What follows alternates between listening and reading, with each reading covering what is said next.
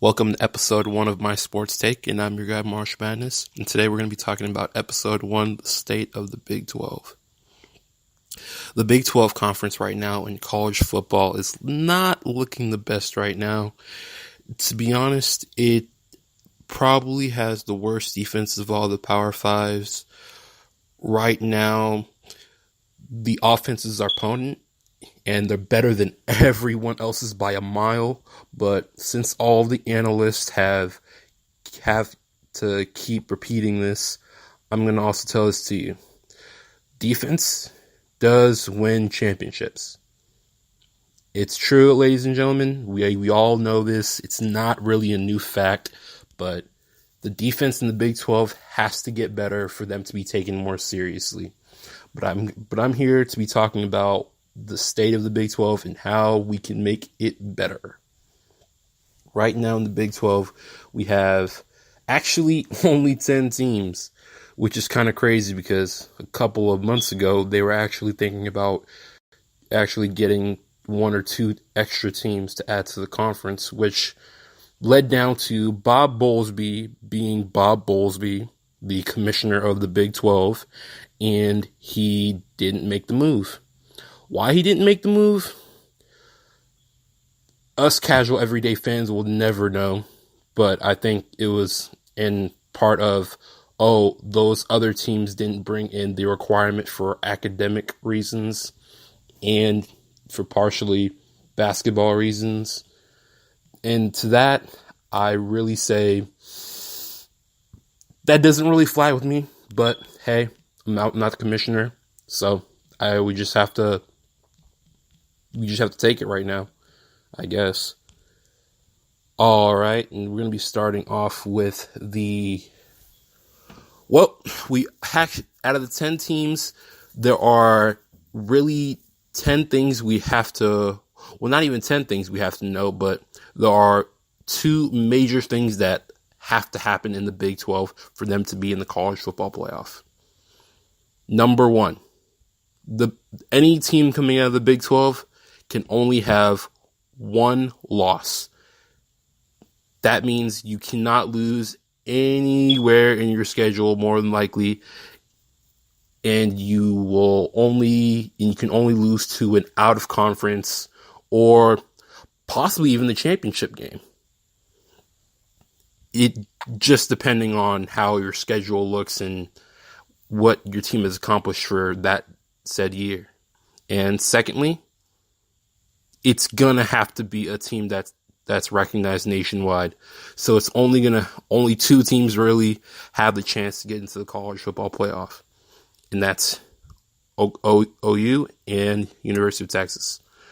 Between these 2 teams, we have Sam Ehlinger as the quarterback for UT, and we had Baker Mayfield as the quarterback for OU, but now we're going to have Kyler Murray for the upcoming year. What has to happen between these 2 teams to get into the championship game? OU already has the path to succeed. They're just going to follow the exact same thing they've done for each of the previous years. It's not going to be a hard task for them. They have mostly everything on offense, but they're losing a couple of key pieces like Mark Andrews, Baker Mayfield, of course, and they're actually losing their left tackle. What UT has to do, though, UT is going to have to actually go through the entire year and grow. They're going to have to grow and progress throughout the year, and it's more than likely going to be a hard process for them because they're going to come out with at least 1 to 2 losses, but I suspect that they're going to probably end up with at least 4 losses and more likely 9 wins. 9-ish to barely 8 to 9 wins. 8 to 9 wins for UT. So on that level, you have to only have. I know I'm sounding like a homer saying that OU going to run away with the conference. OU might not run away with the conference. If UT keeps the way they're going right now and the way that they're playing defense, OU's defense doesn't play like UT's defense. So UT does have a chance to actually win the conference. They just have to stay consistent, put up points when they have to, and they can win those really hard games that they know they should have won the previous year. Now we're looking at the next team, TCU. TCU, for them to win the Big 12, it would take a lot because they're replacing Kenny Hill. Kenny Hill he wasn't a very consistent quarterback. So, I mean, it is what it is. Kenny Hill was just a guy he was a starter. He was your average starter. He didn't really do too many things great. He didn't really do too many things bad, but he did give you stability. And of course, you can't get mad at stability. Their defense is great. Their defense is probably top 10 in the nation. So they're not going to have a problem on that. They're one of the, if not only the premier Big 12 team that has the best defense. So there's no one else that can compare to them in the Big 12 to a lot of people's eyes, but hey, they do have a really good defense, and their offense just has to improve. They have to have a quarterback. They're going to get a redshirt freshman, Sean Robertson. Since he's going to be a redshirt, it's probably going to be a learning curve for him. But I guess if they just ease him in and run the ball and let the defense take care of it, they can definitely get him some major reps and he'll feel way more comfortable. So for them to win the Big 12, they have to go undefeated.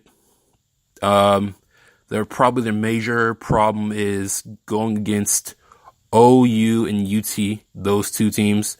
They can possibly beat UT with their defense. Because UT's offense may not score too many points against that defense. So TCU does have a great chance against UT. Against OU, that's a coin flip. It depends on where the game is being played. If it's played at their home stadium, they could win. But if it's not, they're more than likely going to lose.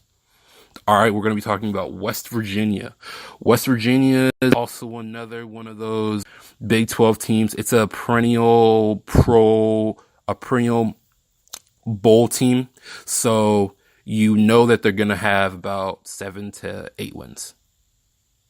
And other than that, to be honest, West Virginia don't have the recruits, and they don't really have they just don't have all of the staff really needed to win. They don't have the quarterback. Well, no, they actually do have the quarterback because Will Grier will be coming back, but they don't have that defense to try and complement him. They don't have the run game. They don't have the receivers. There are just so many unknowns with West Virginia.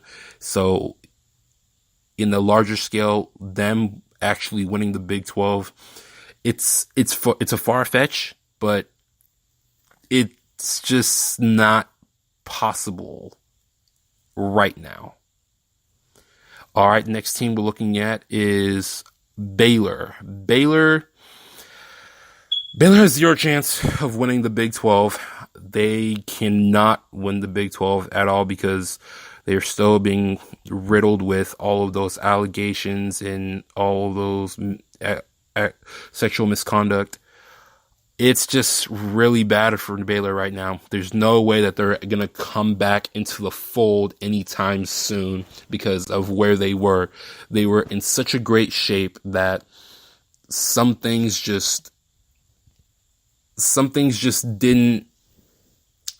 were pulled back, and of course now we saw all the ugliness that was dealt with over at Baylor. So Baylor's just an afterthought in the Big 12. They're probably going to be number 9 or 10 again.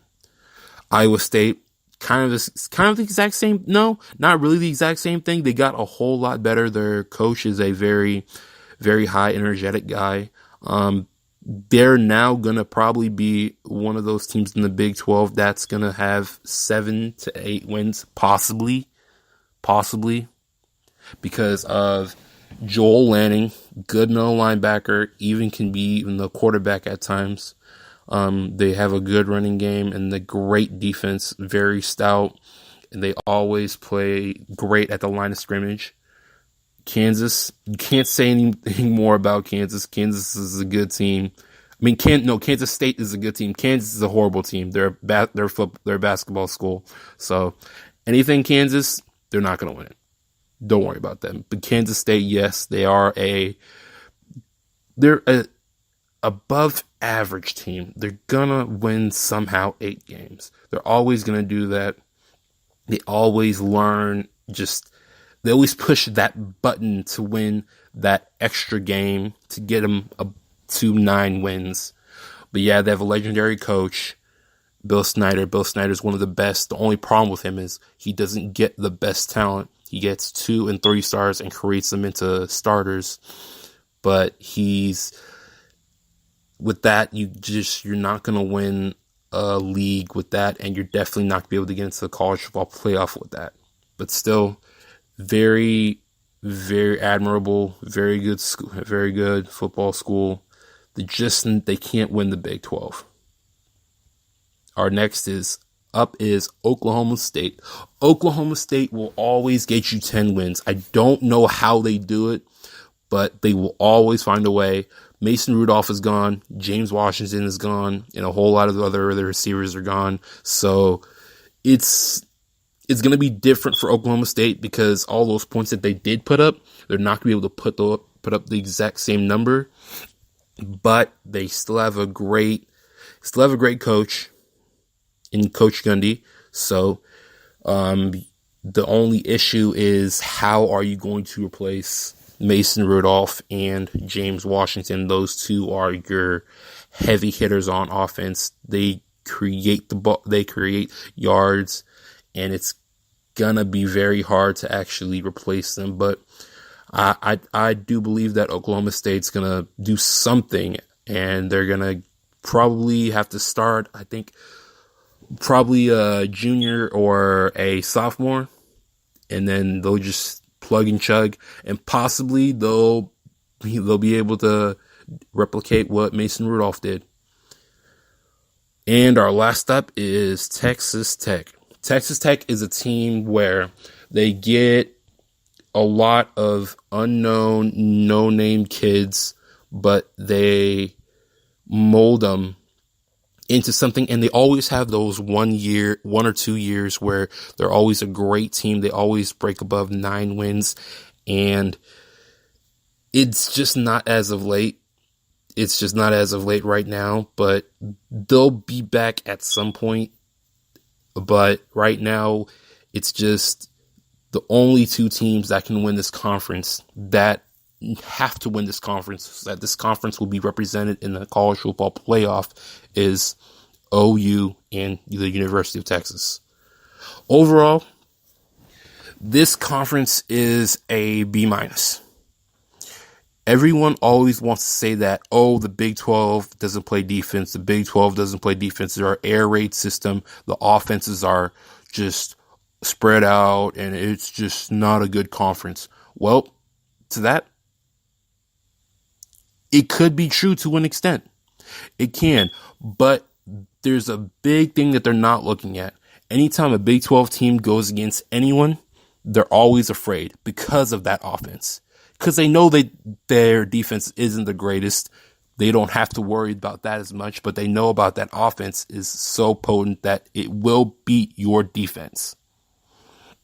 Even looking at the Oklahoma-Georgia game, OU put up 48 points against probably the best teams in the college football playoff in Georgia.